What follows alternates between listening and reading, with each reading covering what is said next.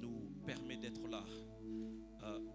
Merci au pasteur John, au papa Jean-Paul, tous les autres serviteurs de l'église qui sont là. Ça fait du bien de retrouver l'église après qu'on a été une semaine entière en retraite. Et Dieu a juste été miséricordieux envers nous pendant cette retraite. Il a juste été compatissant. Il a fait grâce à plusieurs. Et je bénis le Seigneur pour cela. Alors ce matin, en tout cas aux premières heures du matin, je passais plus mon temps à prier à répondre à la question que dire. J'ai appris de mon père aussi, le pasteur Kali, que la première préparation d'un message commence par la prière. Car le plus important n'est pas la connaissance que l'on libère, mais la vie qui se repent au travers des Écritures. Et je voudrais inviter quelqu'un à lire 2 textes que je vais exploiter ce matin. Et je sais que le Seigneur fera du bien à quelqu'un. J'ai dit 2 textes, en fait 2 livres, mais dans le premier livre on prendra plusieurs textes. Le premier, il est dans 1 Samuel, chapitre 25, à partir du verset 2e. Nous irons jusqu'au verset 11. 1 Samuel, chapitre 25, à partir du verset 2e jusqu'au verset 11. La Bible déclare: il y avait à Mahon un homme fort riche, possédant des biens à Carmel. Il avait 3000 brebis et 1000 chèvres, et il se trouvait à Carmel pour la tonte de ses brebis. Le nom de cet homme était Nabal et sa femme s'appelait Abigail. C'était une femme de bon sens et de belle figure, mais l'homme était dur et méchant dans ses actions. Il descendait de Caleb. David apprit au désert que Nabal tendait ses brebis. Il envoya vers lui 10 jeunes gens, auxquels il dit: montez à Carmel et allez auprès de Nabal. Vous le saluerez en mon nom et vous lui parlerez ainsi: pour la vie, sois en paix, et que la paix soit avec ta maison et tout ce qui t'appartient. Et maintenant, j'ai appris que tu as des tondeurs. Or tes bergers ont été avec nous, nous leur avons fait aucun outrage et rien ne leur a été enlevé pendant tout le temps qu'ils ont été à Carmel. Demande-le à tes serviteurs et ils te le diront. Que ces jeunes gens trouvent donc grâce à tes yeux, puisque nous venons dans un jour de joie. Donne donc, je te prie, à tes serviteurs et à ton fils David ce qui se trouvera sous ta main. Lorsque les gens de David furent arrivés, ils répétèrent à Nabal toutes ces paroles au nom de David. Puis ils se turent. Nabal répondit aux serviteurs de David: qui est David et qui est le fils d'Isaïe? Il y a aujourd'hui beaucoup de serviteurs qui s'échappent d'auprès de leur maître. Et je prendrai mon pain, mon eau et mon bétail que j'ai tué pour mes tondeurs, et je les donnerai à des gens qui sont je ne sais d'où. Les gens de David rebroussèrent chemin et ils s'en retournèrent et ils redirent à leur arrivée toutes ces paroles à David. Alors David dit à ces gens que chacun de vous cède son épée. Et ils ceignirent chacun leur épée. David aussi ceignit son épée et environ 400 hommes montèrent à sa suite. Il en resta 200 près des bagages. Deuxième texte, c'est dans Job, le livre de Job. On va prendre 3 différents passages, peut-être un 4e pendant le message. On verra si le temps nous permet de l'évoquer. Je suis dans Job, chapitre 1er d'abord, à partir du verset 1er jusqu'au verset 8. Job, chapitre 1er, versets 1 à 8. Il y avait dans le pays d'Uth un homme qui s'appelait Job. Et cet homme était intègre et droit, il craignait Dieu et se détournait du mal. Il lui naquit 7 fils et 3 filles. Il possédait 7000 brebis, 3000 chameaux, 500 paires de bœufs, 500 ânesses et un très grand nombre de serviteurs. Et cet homme était le plus considérable de tous les fils de l'Orient. Ses fils allaient les uns chez les autres et donnaient tour à tour un festin, et ils invitaient leurs 3 sœurs à manger et à boire avec eux. Et quand les jours des festins étaient passés, Job appelait et sanctifiait ses fils, puis il se levait de bon matin et offrait pour chacun d'eux un holocauste. Car Job disait: peut-être mes fils ont-ils péché et ont-ils offensé Dieu dans leur cœur? C'est ainsi que Job avait coutume d'agir. Or les fils de Dieu vinrent un jour se présenter devant l'Éternel, et Satan vint aussi au milieu d'eux. L'Éternel dit à Satan: d'où viens-tu? Et Satan répondit à l'Éternel: de parcourir la terre et de m'y promener. L'Éternel dit à Satan: as-tu remarqué mon serviteur Job? Il n'y a personne comme lui sur la terre. C'est un homme intègre et droit, craignant Dieu et se détournant du mal. Chapitre 2 de Job, à partir du verset 11. Versets 11 à 13, chapitre 2, juste en tournant la page. Chapitre 2, versets 11 à 13, toujours le livre de Job. 3 amis de Job, Eliphaz de Théman, Bildad de Shoua et Tsophar de Naama, apprirent tous les malheurs qui lui furent arrivés. Ils se concertèrent et partirent de chez eux pour aller le plaindre et le consoler. Ayant de loin porté le regard sur lui, ils ne le reconnurent pas et ils élevèrent la voix et pleurèrent. Ils déchirèrent leurs manteaux et ils se jetèrent de la poussière en l'air au-dessus de leur tête. Et ils se tinrent assis à terre auprès de lui 7 jours et 7 nuits, sans lui dire une parole, car ils voyaient combien sa douleur était grande. Job 42, enfin, à partir du verset 10 jusqu'au verset 12. Et pour le plaisir, j'en rajouterai le verset 16. Job 42, verset 10. La Bible déclare: l'Éternel rétablit Job dans son premier état, quand Job eut prié pour ses amis. Et l'Éternel lui accorda le double de tout ce qu'il avait possédé. Les frères, les sœurs, les anciens amis de Job vinrent tous le visiter. Et ils mangèrent avec lui dans sa maison. Ils le plaignirent et le consolèrent de tous les malheurs que l'Éternel avait fait venir sur lui. Et chacun lui donna un kessita et un anneau d'or. Pendant ces dernières années, Job reçut de l'Éternel plus de bénédictions qu'il n'en avait reçues dans les premières. Il posséda 14 000 brebis, 6 000 chameaux, 1000 paires de bœufs et 1000 ânesses. Verset 16, Job vécut après cela 140 ans et il vit ses fils et les fils de ses fils jusqu'à la 4e génération. Alléluia. Que Dieu soit béni. Job vécut après cela 140 ans. Lui qui pensait que sa fin était arrivée, il y avait 140 années de bonheur qui l'attendaient après. Et ce matin, avant même de commencer, je voudrais dire à quelqu'un: ce que tu penses être ta fin n'est qu'une virgule. Parce que plusieurs années de grâce t'attendent avec l'Éternel qui marche avec toi. Il vécut 140 ans de plus. Il y a une vie après ce que tu es en train de connaître. Ce matin, pendant quelques minutes, je voudrais parler sur ce thème: les véritables richesses de Job. Les véritables richesses de Job. Les véritables richesses de Job. Qu'est-ce qu'une richesse, Église de Dieu? Une richesse est une possession, c'est le fait de posséder des biens. En termes simples, cela fait référence à la possession des biens, le fait d'avoir quelque chose, le fait de ne pas être vide, de ne pas être dans le manque. La richesse, c'est la qualité de ce qui est coûteux, la qualité de ce qui est précieux, la qualité de ce qui a de la valeur. C'est cela, la richesse. Et quand je parle de la richesse ce matin, je ne voudrais pas que vous voyez seulement la richesse comme dans le sens de l'opulence, comme un excès de possession. Je voudrais plutôt que vous puissiez voir ça comme le fait d'en avoir suffisamment. Même si ce n'est pas trop, mais le fait d'avoir ce qu'il faut. Alléluia. Je prie le Seigneur selon qu'il est écrit: l'Éternel est mon berger, je ne manquerai de rien. Que quelqu'un ce matin ne manque de rien dans sa vie et dans sa destinée. Alléluia. Et donc quand je parle de richesse ce matin, ne prenez pas ça dans l'angle exagéré de supériorité. Prenez ça plutôt dans le sens d'avoir quelque chose, d'avoir ce qu'il nous faut. Alléluia. Alléluia. Et ce matin, je suis en train de nous parler donc des véritables richesses de Job. Pourquoi je parle de véritables richesses de Job? Parce que en examinant la vie de Job, ce qu'on va faire dans les minutes qui suivent, vous allez vous rendre compte qu'il y a 2 types de richesses que Job possédait. Il y a des richesses apparentes qui sont utiles aussi, mais il y a d'autres types de richesses que Job avait qui ne transparaissent pas tout de suite lorsqu'on lit le texte avec rapidité. Et d'ailleurs, j'ai associé à ce texte celui de 1 Samuel 25 où nous avons lu l'histoire de Nabal.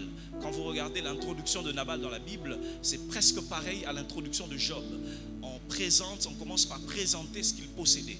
On commence à présenter leur richesse. On dit qu'il y avait un homme dans le pays d'Uth qui possédait, et on commence à citer même ses biens. Au verset 3, on dit il possédait 7000 brebis, 3000 chameaux, 500 paires de bœufs, 500 ânesses, un très grand nombre de serviteurs, et il était même le plus considérable de tous les fils de l'Orient. Alléluia. Mais avant de vous parler ce matin, en concluant sur les véritables richesses de Job, je ne parlerai pas de tout, j'en énumérerai peut-être seulement 2 que le Seigneur m'a fait grâce de découvrir en méditant sa parole. Je voudrais commencer d'abord par poser les bases sur cette notion de richesse au travers de ce livre de Job. Je ne parle pas d'une manière thématique, je suis en train de me baser sur l'histoire de Job pour tirer quelques leçons que l'on apprend autour des richesses, les richesses de Job. La première chose que je suis en train d'en prendre en lisant le livre de Job par rapport à l'aspect de la richesse, c'est que la crainte de Dieu n'est pas incompatible avec la richesse matérielle. La crainte de Dieu n'est pas du tout incompatible avec la richesse matérielle. Dans ce texte de Job, nous sommes en train de voir un homme intègre, un homme pur, un homme qui craint Dieu, mais la Bible n'hésite pas à énumérer ses possessions et même à dire qu'il était l'homme le plus considérable de tout l'Orient à son époque. La foi en Dieu, la crainte de Dieu, nous montre ce texte, n'est pas du tout incompatible avec la richesse matérielle. Mes frères et sœurs, notre background nous a souvent présenté le fait que posséder ou avoir des choses liées à cette terre n'était pas, on va dire, très utile pour la foi. Il est clair, mes frères et sœurs, que la foi est une chose et que les richesses terrestres sont une autre chose. Et la Bible nous enseigne l'approche qu'il faut avoir par rapport à ces choses. Mais je voudrais dire à quelqu'un ce matin que la Bible ne nous enseigne pas à nous rapprocher de la pauvreté matérielle pour être plus proche de Dieu. Est-ce que je parle à quelqu'un ce matin? La Bible, certes, nous enseigne à ne pas attacher nos cœurs aux richesses matérielles, mais la Bible ne nous présente pas la pauvreté matérielle comme une vertu à glorifier, comme si elle nous rapprochait de Dieu. La foi ou la crainte de Dieu n'est pas incompatible avec les richesses matérielles. La pauvreté, mes frères et sœurs, n'est ni un signe d'humilité, ni encore une meilleure disposition pour craindre Dieu. Est-ce que quelqu'un m'entend ce matin? Est-ce que quelqu'un m'entend ce matin? Mes frères et sœurs, il est important que nous soyons chrétiens, que nous soyons spirituels, que Dieu soit notre priorité, mais que nous arrêtions de penser que les biens de ce monde sont incompatibles avec notre foi, car sur cette terre, nous en avons besoin. Alléluia. Est-ce que je suis en train de parler à quelqu'un? Et je voudrais rappeler aussi à l'église ce matin, toujours en rapport avec ce point, que l'orgueil, mes frères et sœurs, n'est pas uniquement un péché ou une tentation qui guette ceux qui possèdent. Car on peut être orgueilleux en étant pauvre. Il est vrai que celui qui possède les richesses de la terre, on va dire il a de la matière pour être orgueilleux.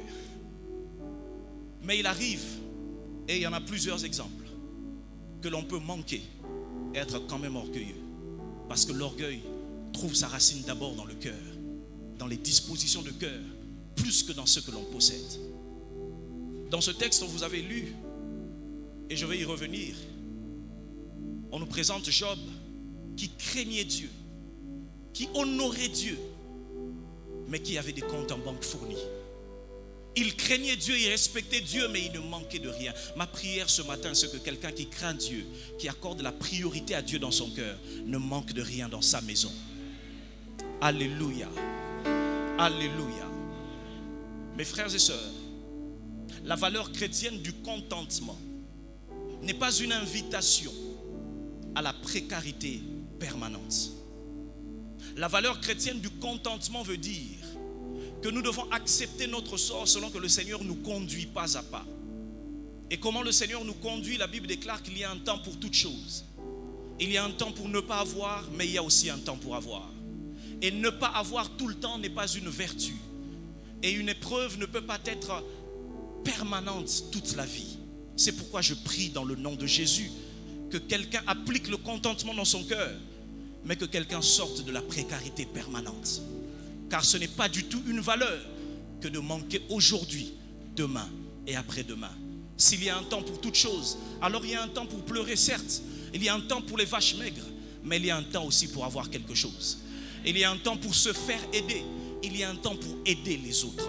Il y a un temps pour collecter l'héritage de son père. Et il y a un temps pour laisser un héritage aux ses fils et aux fils de ses fils. C'est pourquoi je prie au nom de Jésus que quelqu'un ici ne s'en aille pas de la terre sans laisser un héritage non seulement spirituel, mais aussi matériel. Oui, un héritage matériel à ses enfants. Alléluia. Alléluia. Ne dites pas amen comme si ce n'était pas important. Est-ce que quelqu'un peut dire un amen bien?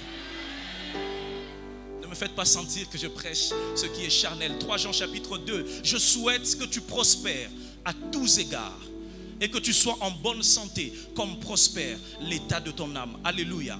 Le Dieu de la Bible est celui qui a béni Abraham en toutes choses. Le Dieu de la Bible est celui qui a fait en sorte que Isaac sème et soit fort riche. Le Dieu de la Bible est celui de Jacob qui l'a épanoui et qui l'a rendu riche dans la maison de Laban. Le Dieu de la Bible, c'est aussi le Dieu de David qui était berger mais qui est devenu roi. Le Dieu de David, c'est le Dieu de Salomon qui était roi et riche au point que l'or était devenu commun, l'or du royaume. Il est le Dieu de ceux qui n'en ont pas, il est le Dieu de ceux qui en ont.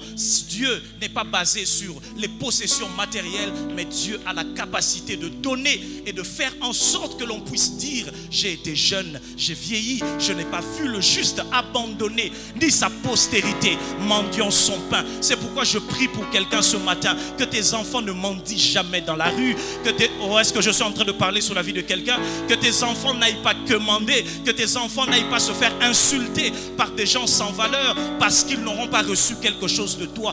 Que Dieu bénisse les papas de cette église. Je prie que Dieu bénisse les femmes de cette église, que Dieu bénisse les femmes qui élèvent seules leurs enfants et qui sont obligées d'aller chercher le peu pour mettre quelque chose sur la table. Que Dieu bénisse les pères qui n'ont plus d'emploi et qui ne trouvent pas ce qu'il faut pour faire. Que Dieu bénisse les jeunes qui ont plein de projets mais qui ne savent pas les concrétiser parce qu'ils manquent de moyens. Je prie dans le nom de Jésus, parce que la foi n'est pas incompatible avec la richesse. Que Dieu bénisse et bénisse et bénisse quelqu'un. Nombre chapitre 6, il a dit au sacrificateur: voici comment tu béniras les enfants d'Israël. Que l'Éternel te bénisse et te garde.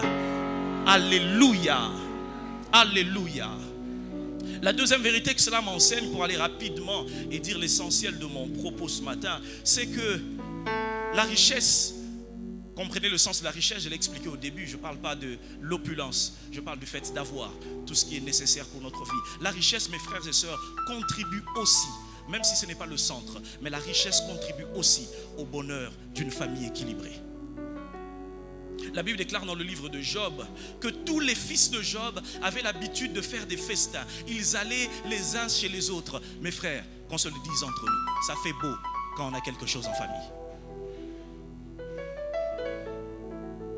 Ça fait intéressant. Et la Bible déclare ici que les fils de Job avaient l'habitude d'aller les uns chez les autres et faisaient des festins. Ils s'invitaient à tour à tour. Qu'est-ce que cela est en train de me montrer? Cela est en train de me montrer que dans la famille de Job, il n'y avait pas qu'un seul qui était stable.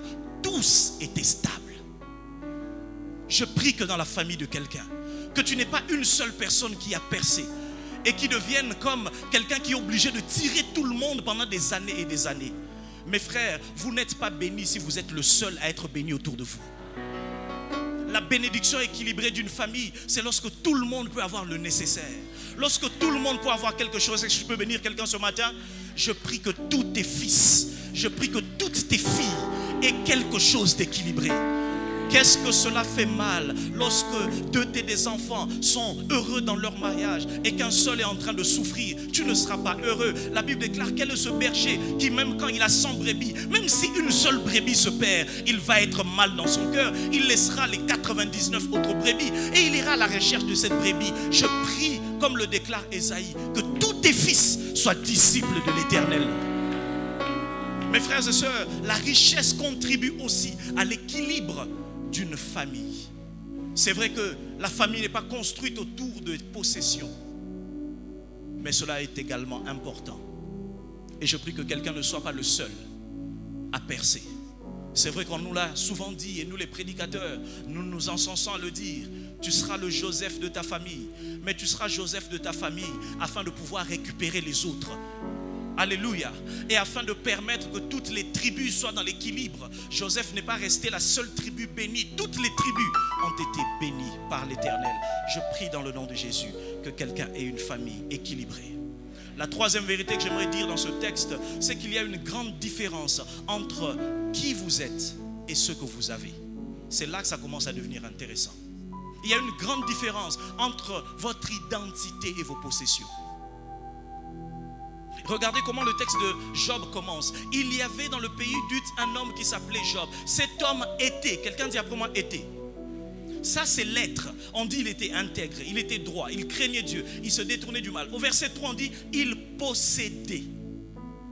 Et on commence à énumérer. La Bible établit clairement une différence entre qui Job était dans son caractère et ce qu'il possédait. Est-ce que quelqu'un est avec moi?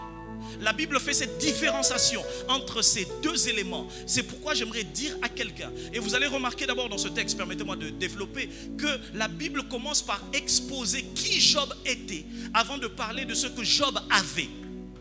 Parce que mes frères et sœurs, dans la vie, la vraie valeur d'un homme n'est pas fonction de sa richesse, mais est fonction de qui il est dans son caractère. Vous n'êtes pas ce que vous possédez. Vous êtes qui vous êtes. Notre valeur, mes frères et sœurs, n'est pas dans les possessions, mais dans la qualité de notre cœur. Il y a des gens qui possèdent comme Job, mais qui ne sont ni intègres, ni droits, qui ne craignent pas Dieu et qui ne font pas preuve de miséricorde.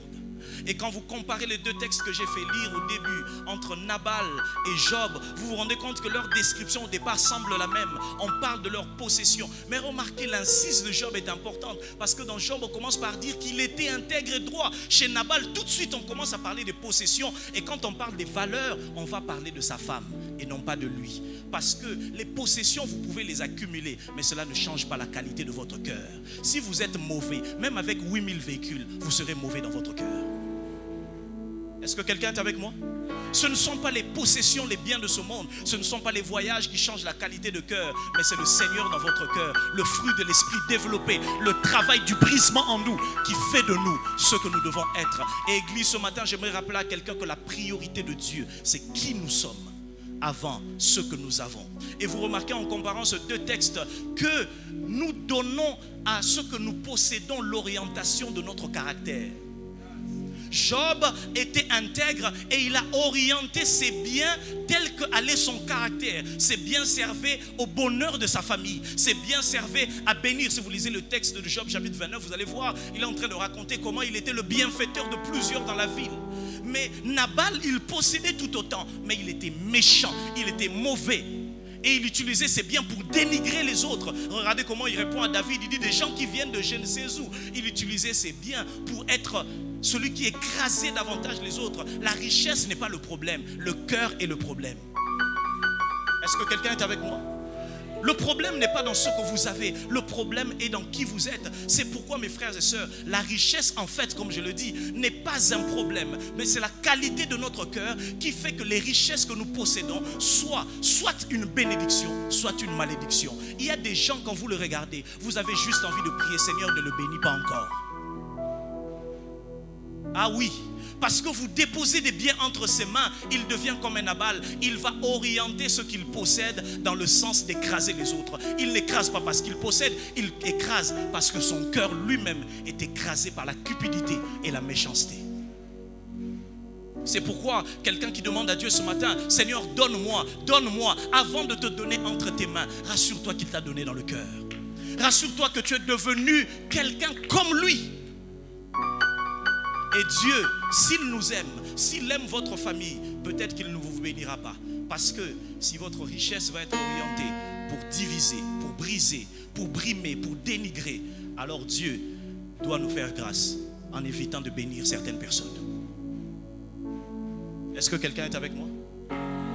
Pour éviter que certains dans ta famille, je vais transcrire littéralement, ne boivent l'eau au travers d'une aiguille.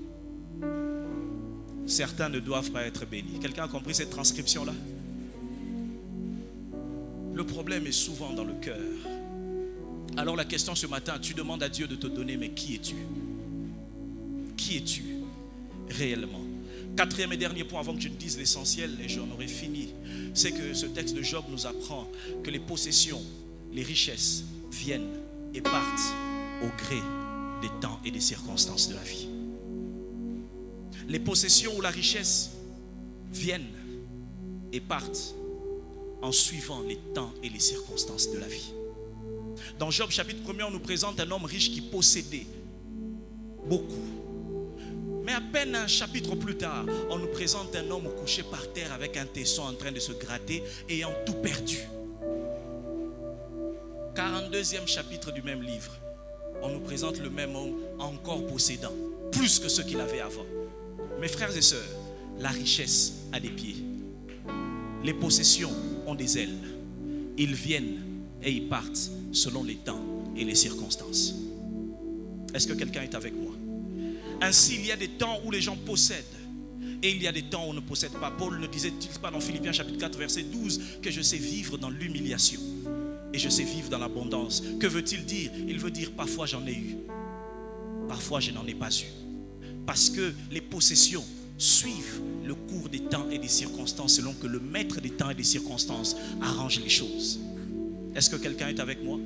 C'est pourquoi il est important de suivre la recommandation d'un Timothée chapitre 6 verset 17, mes frères et sœurs, de ne pas, comme dit l'apôtre Paul, dit aux riches de ce siècle, de ne pas attacher leur cœur aux richesses matérielles et passagères. Parce que ce à quoi vous attachez votre cœur peut bouger n'importe comment. On peut tout avoir et puis Covid arrive. Et les premiers deviennent les derniers.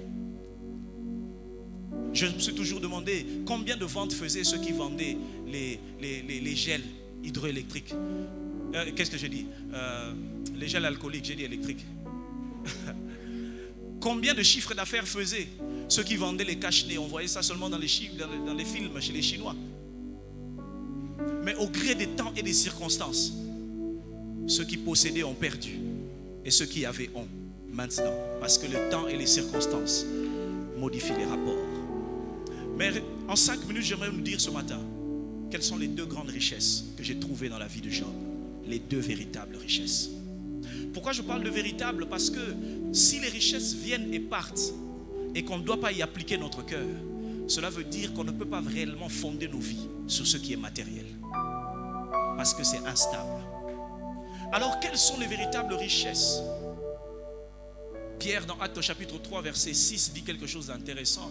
Lorsqu'il se trouve devant ce paralytique, il dit: je n'ai ni or ni argent, mais ce que j'ai, je te le donne. L'apôtre Pierre est en train de nous apprendre que dans la vie, les possessions ne se limitent pas qu'à l'or et à l'argent. Il y a d'autres types de richesses en dehors de l'or et de l'argent. Il dit: je n'ai pas d'or, je n'ai pas d'argent, mais j'ai quelque chose. Je voudrais dire à quelqu'un: ton compte en banque est vide, mais tu as quelque chose. C'est parce que tu mesures ta vie par rapport à l'argent et aux richesses matérielles que tu penses ne rien avoir. Il existe des véritables richesses. Et la première richesse véritable de la vie de Job que j'ai découvert, c'est sa foi en Dieu. La foi en Dieu. Mes frères et sœurs, la foi en Dieu est une richesse incalculable. La foi en Dieu est une richesse dont vous aurez toujours besoin. Il y a deux types de détresse dans la vie desquelles votre argent et votre or ne pourront pas vous délivrer. Job était dans un cas, il avait tout perdu, mais même s'il avait tout en ce moment-là, qu'est-ce qui lui aurait redonné ses enfants? Qu'est-ce qui lui aurait redonné la joie de sa vie passée? Je suis venu dire à quelqu'un ce matin: ne te confie pas dans ce que tu possèdes. La foi est la véritable richesse. Parce qu'il est de ces problèmes dans la vie, tu as ton argent, mais tu ne sais rien faire. N'avez-vous pas vu des gens posséder et manquer de sommeil? N'avez-vous pas vu des gens avoir, mais chercher juste quelqu'un de confiance à qui il peut donner pour gérer ses propres affaires? Ainsi, vous allez vous rendre compte, mes frères et sœurs, que les richesses matérielles ne sont pas tout. Quelquefois, une personne de confiance dans ton entourage, c'est ça la véritable richesse que tu dois avoir. La foi en Dieu, la véritable richesse. Et le livre de Job nous montre que la foi de Dieu est tout ce qui nous reste quand tout autour de nous se perd.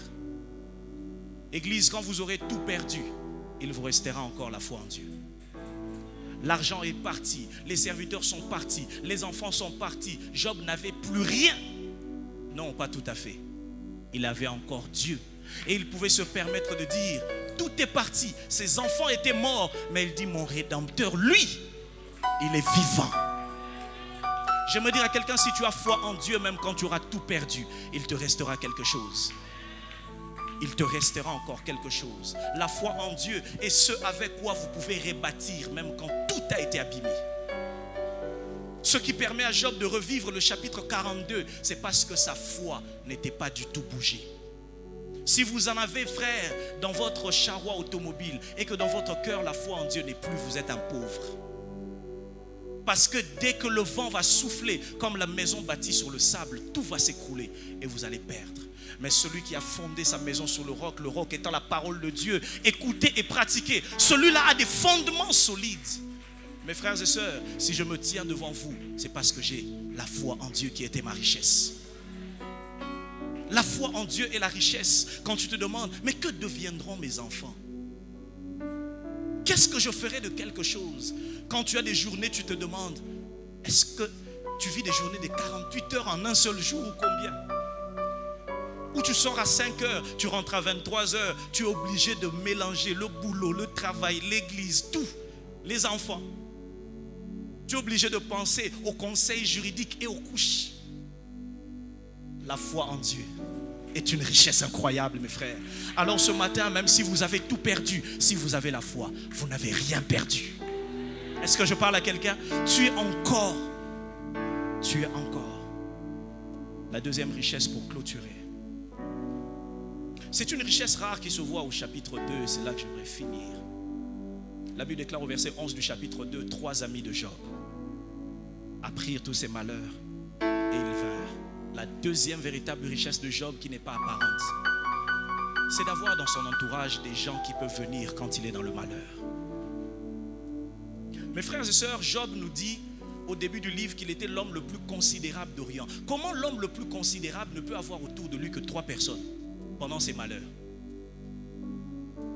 Parce qu'il est rare, mes frères et sœurs, c'est une richesse rare sur cette terre d'avoir des gens qui vous accompagnent quand vous ne pouvez rien leur donner. Les hommes accordent leur considération à ce que vous possédez. Ils vous respectent selon la taille du véhicule avec lequel vous êtes venu. Ils vous respectent selon le prix du costume. Quand vous n'aurez plus ces costumes, Job va vous dire, j'en avais, j'ai perdu, j'ai repris encore avec Dieu. Je connais la valeur des choses qui sont sur la terre. Perdez un peu et vous comprendrez, mes frères et sœurs, qu'il y a beaucoup de flatteurs et peu de véritables amis. Est-ce que je parle à quelqu'un ce matin?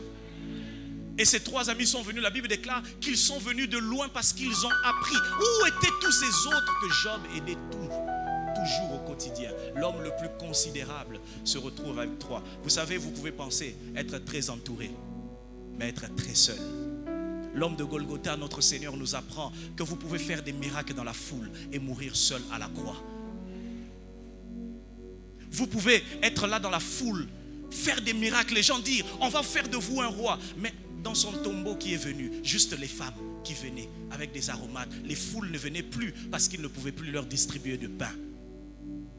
Il y a des gens dans la vie qui viennent à cause du pain que vous avez. Et il y a des gens qui viennent à cause de qui vous êtes et du pain qu'ils peuvent vous apporter. Et si vous avez la grâce d'avoir ces personnes-là, mes frères et sœurs, je vous dis de la part du Seigneur, protégez cette richesse. Ce mari qui vous encourage toujours et qui te dit, vas-y, c'est une richesse à protéger.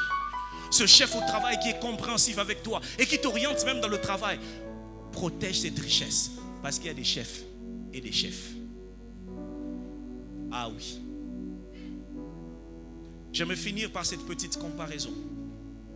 Quand vous lisez Job chapitre 2 verset 11, on dit 3 amis de Job vinrent de loin parce qu'ils apprirent leur malheur.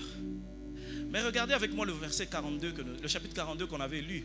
La Bible dit au verset 10 que l'Éternel rétablit Job dans son premier état quand Job eut prié pour ses amis. Et l'Éternel lui accordait le double de ce qu'il avait possédé. Écoutez la suite. Les frères, les sœurs, les anciens amis de Job, ils étaient donc là, vinrent tous le visiter. Les visites deviennent faciles quand Dieu rétablit. Les visites deviennent faciles quand vous obtenez le double. Il dit, ils viennent tous le visiter. Ils mangèrent avec lui dans sa maison. Il a maintenant une maison. Là, les gens peuvent venir.